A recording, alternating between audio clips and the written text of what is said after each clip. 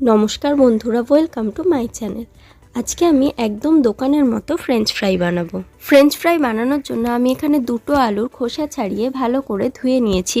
এবার আমি এগুলো লম্বা লম্বা করে কেটে নেব। আলুগুলো কেটে নিয়েছি। এবার এগুলো গরম জলে একটু হালকা করে ভাপিয়ে নেব, যাতে 20 to 30% মতো সেদ্ধ হয় আলুগুলো। ভাপিয়ে নেওয়া আলুগুলো ভালো করে জল ঝরিয়ে একটা থালায় তুলে নেব।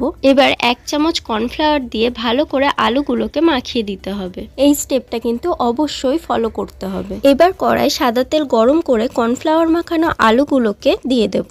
গ্যাসের ফ্লেম মিডিয়াম টু লোতে রেখে আলুগুলোকে ভেজে নিয়ে তুলে নেব। খেয়াল রাখতে হবে আলুগুলো যেন একটু সাদা সাদা ভাজা হয়, ঠিক যেমন আমি ভেজেছি। এগুলো কিন্তু এখন লাল করা যাবে না। 5 মিনিট পরে তেল ভালো করে গরম করে আবারও একবার কিন্তু আলুগুলোকে আমি ভেজে নেব। এই সময় গ্যাসের ফ্লেম একদম হাইতে রাখতে হবে। এখন আলুগুলো একটু হালকা লাল করে ভেজে নিতে হবে। এইভাবে সবগুলো আলু ভেজে আমি তুলে নেব। প্লেটের ওপর একটা কাগজ দিয়ে দিয়েছি, যাতে এক্সট্রা তেলটা কাগজটা টেনে নেয়। এবার ওপর থেকে স্বাদমতো নুন ছড়িয়ে ভালো করে মিশিয়ে নিলেই দোকানের মতো ফ্রেঞ্চ ফ্রাই তৈরি হয়ে যাবে বাড়িতে খুবই সহজে। রেসিপি ভালো লাগলে লাইক করো। দেখা হবে অন্য কোনো রেসিপি নিয়ে।